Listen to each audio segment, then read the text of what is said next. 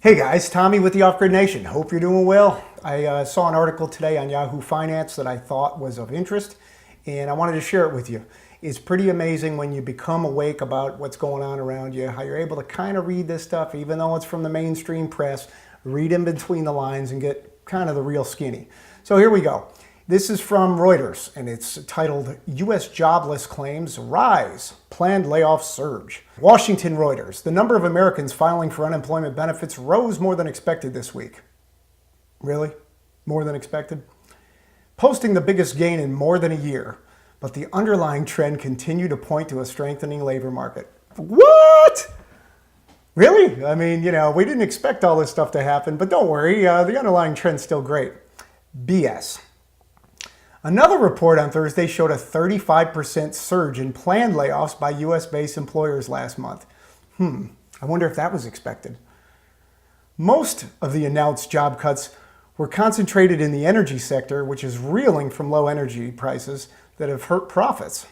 Well, let's see if that's true. Initial claims for state unemployment benefits increased 17,000 to a seasonally adjusted 274,000 for the week ending April 30th, the Labor Department said. Last week's increase was the largest since February of last year. We're assuming the move in claims is largely technical. What in the heck does that mean? By all accounts, businesses cannot find the skilled labor they need, said Chris Rupke, chief financial economist at FUMG Union Bank in New York. Now, there's something you have to understand. All these talking heads that you see on the news or CNBC or writing articles, they're all bought and paid for. They have to get permission from their bosses before they go on the show. They have to give them a script and say, this is what I'm going to say. And then, of course, the compliance gurus and the attorneys look at it and say, yeah, you can say this. No, you can't say that. So this is all scripted. Everything that you're reading, seeing, hearing is scripted. So that's why it's important that you read in between the lines and you don't take anything they say at face value. And by the way, when he says we're assuming the move is largely technical, I don't even know what he's trying to say there. I think it just sounds like, talking head doublespeak. The part about businesses cannot find skilled labor they need, that I believe in some measure is true. And what I mean is this. I'm a business owner. And when we were advertising for a office manager, you wouldn't believe the people that I got to come in. And this wasn't a job where we paid, minimum wage. This is a well-paid position.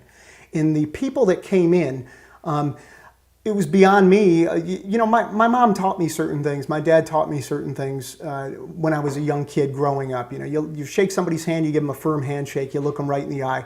When you're going to a job interview, you dress up and you look professional. You wouldn't believe the amount of people that came into my office with jeans on, that didn't know how to shake hands. They didn't know how to properly have a conversation. They had very poor command of the English language. Not to mention you got people coming in with neck tattoos and stuff, and it's like, geez, this is a professional environment. That's not really something we're looking for.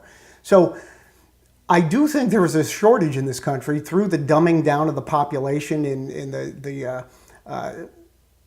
mass indoctrination through the school system of people that are coming out in the labor force and that are in the labor force that frankly aren't well skilled. So that part I believe is somewhat true. But we also have people with their MBA that were making high six-figure salaries that are working at Lowe's these days. So economists polled by Reuters had forecast initial claims rising to 260,000 in the latest week. Jobless claims have now been below 300,000, a threshold associated with a healthy labor market condition, for 61 consecutive weeks, the longest stretch since 1973. See, this is more Obama peddling fiction baloney.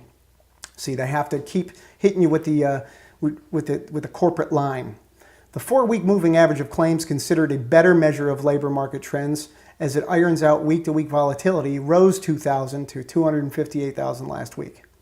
Prices for U.S. government debt slightly paired losses after the data, while the U.S. dollar edged up against a basket of currencies. U.S. stock futures were trading higher. So, oh God, it's tough to wrap my mind around this. So we have a bunch of bad news, and that's good news for the stock market. I guess that's nothing new. Bad news is good news, right? Good news is bad news. I mean, you feeling a little discombobulated? I am. Claims were generally low in April compared to March. That points to a fairly robust labor market, despite a report on Wednesday showing hiring by employers in the private sector last month was the weakest in 3 years. See, they're They're taking the bad news and they're trying to put lipstick on the pig. Still a pig, people.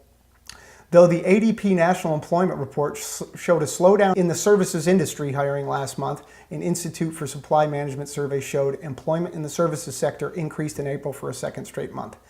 Heavy job cuts, the next subtitle. In a second report on Thursday, global outplacement firm Challenger, Gray & Christmas said U.S.-based companies announced 65,141 job cuts last month, up 35% from March.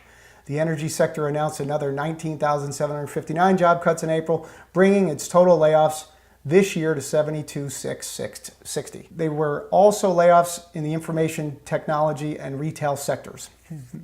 So they said earlier that the majority of the job cuts were coming from energy, but 19,759 is not more than half of 65,141.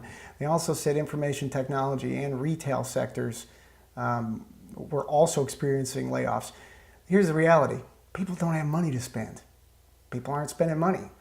There's only so much blood you can squeeze from the stone. And when I'm saying blood, I'm talking about there's only so many loans that people can take out and still be able to service their own debt. It doesn't work like it does for the federal government where they just keep printing it and printing it. You know, people actually have to service their debt every single month. It doesn't work like it does for Puerto Rico where they borrow a bunch of money and just say, we can't pay you back. If that happens to an individual, they have to declare bankruptcy and they're screwed. According to a Reuters survey of economists, the Labor Department is expected to report on Friday that non-farm payrolls increased by 202,000 jobs in April after a gain of 215 in March. The unemployment rate is seen holding steady at 5%, and average hourly earnings are forecast rising 0.3% for a second consecutive month.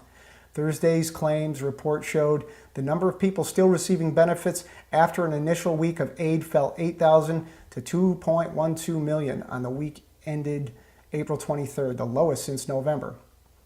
The 4-week average of the so-called continuing claims declined 17,000 to 2.14 million after the lowest reading since November. So they just gave you a bunch of horrible information and rolled it all up with some nice stuff and put a little bow on it and said, see, everything's okay and it's getting better. It's BS. The way that they come up with the labor rate or the unemployment rate is different than they used to do it years ago. And if they use the same calculation that they did in, say, the 80s, we'd be closer to 25% thereabouts unemployment. We have over 100 million people, or roughly 100 million people in this country, that are of working age, can work, and don't work. We have roughly 46 million plus people on food stamps. They actually depend upon the government every single month to eat. And we have about 310 or 15 million people in this country that we know about. So you do the math, crunch those numbers. It ain't good out there, folks. It's just not. And I don't care how much lipstick they put on this pig, it's still a pig. So if you haven't developed the ability to read in between the lines on this stuff and you're still looking at mainstream press, start to develop that ability. Because once you do, you can read this and you know exactly what it's saying is, hey, we're screwed and we're still not going to tell you about it.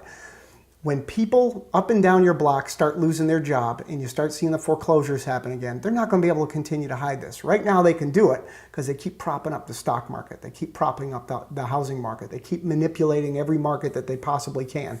But that can't go on forever. Sooner or later it's going to break. And when it does, the game's up. That's why I'm telling you guys, act now to secure yourself for what is coming.